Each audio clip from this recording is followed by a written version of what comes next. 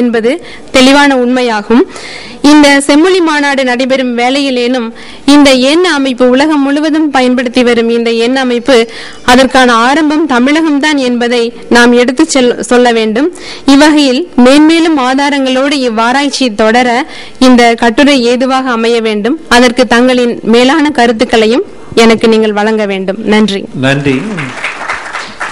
தமிழக எண்கள் மிக அருமையாக பல்வேறு விஷயங்களை வழங்கினீர்கள். உங்களுக்கு வாழ்த்துக்களை தெரிவித்துக் கொண்டு, தமிழ் எண்கள் புத்தகங்களிலும் இதிலும் அழிந்ததற்கு காரணம் என்ன, அதை வருவதற்கு நாம் என்ன செய்யலாம், அதாவது ஆய்வு சம்பந்தமாகவோ அதற்கு என்ன முயற்சி எடுக்கலாம் என்பதை உலகம் முழுவதும் பொதுவாக ஒரு எண்.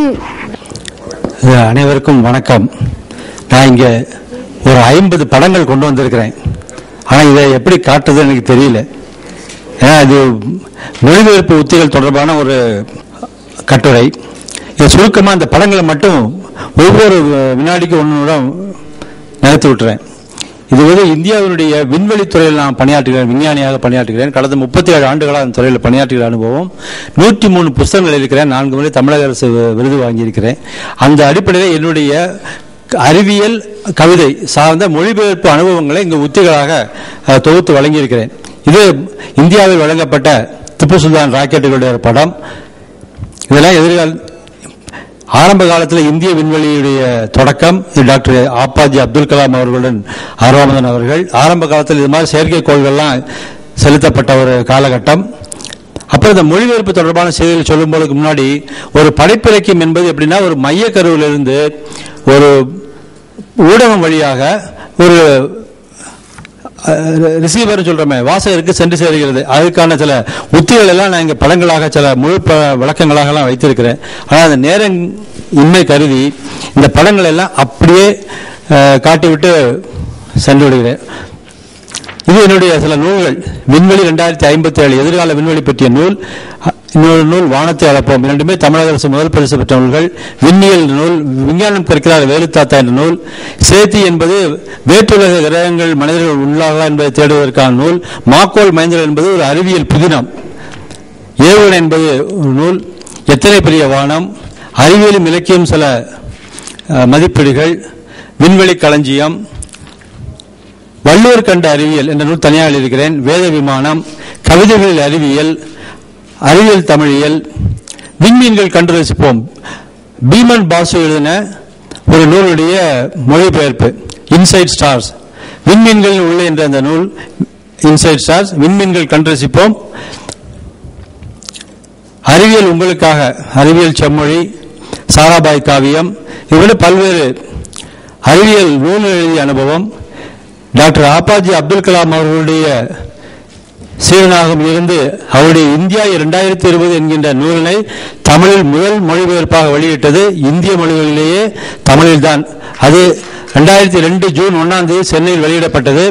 அவர் குடியரசு ஆன பிறகு என்னை நேரில் தொலைபேசி அழைத்து அந்த நூலை மாணவர்களுக்கும் சிறுவர்களுக்குமான 2 பதிப்புகளாக வெளியிட வேண்டும் என்று கேட்டுக்கொண்டதன் பேரில், குடியரசுத் தலைவரின் உத்தரவின் பேரில் அந்த நூல் 2 பதிப்புகளாக வெளிவந்தது. இது எங்களுடைய விக்ரம் சாராபாய் விண்வெளி ஆய்வு மையத்தில் ஒரு கலந்துரையாடல்.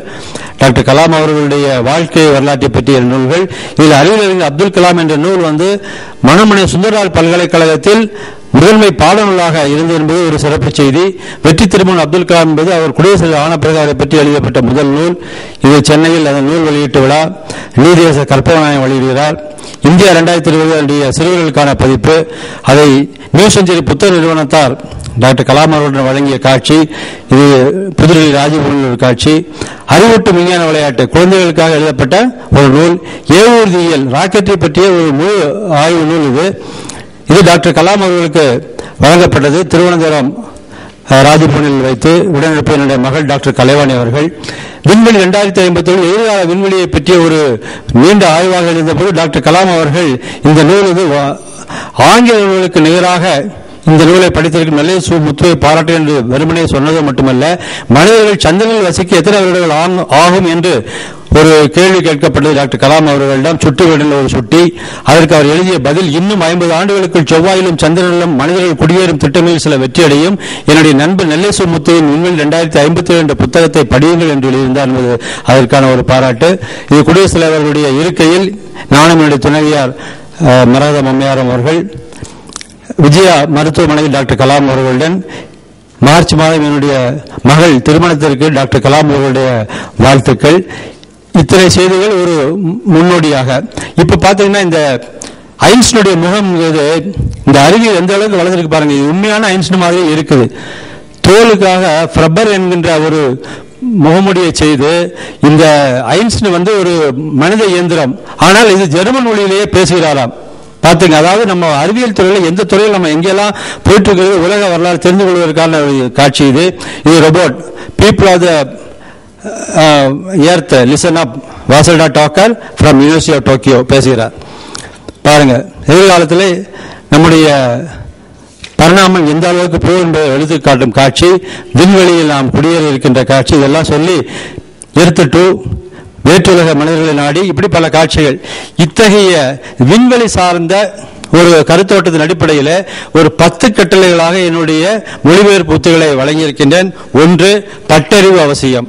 ஒரு துறையில மொழிபெயர்க்கணும்னா அந்த துறை சார்ந்த பட்டறிவு அவசியம். நான் விண்வெளித்துறை சார்ந்தால் மட்டுமே எனக்கு இந்த செய்திகளை எளிதில் வழங்க முடிந்தது. ஆரம்பத்தில் கவுண்டவுன் என்கின்ற எங்களுடைய நிறுவனம் சார்ந்த இதழில் ஆரம்ப காலத்தில் கவிதைகள் தான் எழுதினேன். இரண்டாவது, கருத்துப்படக்கூடாது. நான் ஒரு நூலுக்கு, அதாவது மலையாள மனோரமா இயர் புக் என்று குறிப்பிடுகின்றமே, அதனுடைய முதல் நூல் 1991 வெளிவந்த பொழுது அதில் அறிவியலும் தொழில்நுட்பம் பகுதியை நான் தான் மொழிபெயர்த்திருந்தேன். அதில் ஆரம்பத்தில் நான் கொடுத்த மொழிபெயர்ப்பு வேறு, சமீபத்தில் அதனுடைய மொழிபெயர்ப்புகள் தப்பாக வந்து கொண்டிருக்கின்றன. பொதுவாக அரோரா போலாரிஸ், அரோரா அஸ்ட்ராலிஸ் என்று குறிப்பிடுவார். அதாவது துருவங்களில் ஏற்படக்கூடிய ஒரு ஒளிச்சுடர், வடதுருவ ஒளிச்சுடரை அரோரா போலாரிஸ் என்றும் இதை அரோரா அஸ்ட்ராலிஸ் என்றும் குறிப்பிடுவார்கள். ஆனால் இந்த ரெண்டுமே ஒன்று போலவே நினைத்து அந்த பிந்திய பதிப்புகளில் யாரோ தவறுதலாக எழுதியிருக்கிறார்கள். அது அத்தகைய கருத்து பிழைகள் வர வேண்டியதில்லை. பிறகு வாசகருக்கு உகந்ததாக அந்த மொழிபெயர்ப்பு அமைய வேண்டும். குறிப்பாக நான் பீமன் பாசனுடைய அந்த நூலை மொழிபெயர்த்த பொழுது டுங்கிள் டுங்கிள் லிட்டில் ஸ்டார் என்ற ஒரு கவிதையுடன் அந்த நூல் தொடங்குகிறது. அவருக்கு தெரிந்த மொழியில் எழுதியிருக்கிறார். ஆனால் நாம் தமிழ் மொழிபெயர்க்கும் பொழுது மின்னும் மின்னும் மின்மினே என்றால் அப்படிப்பட்ட சொல் கவிதை தமிழில் பழக்கமில்லை.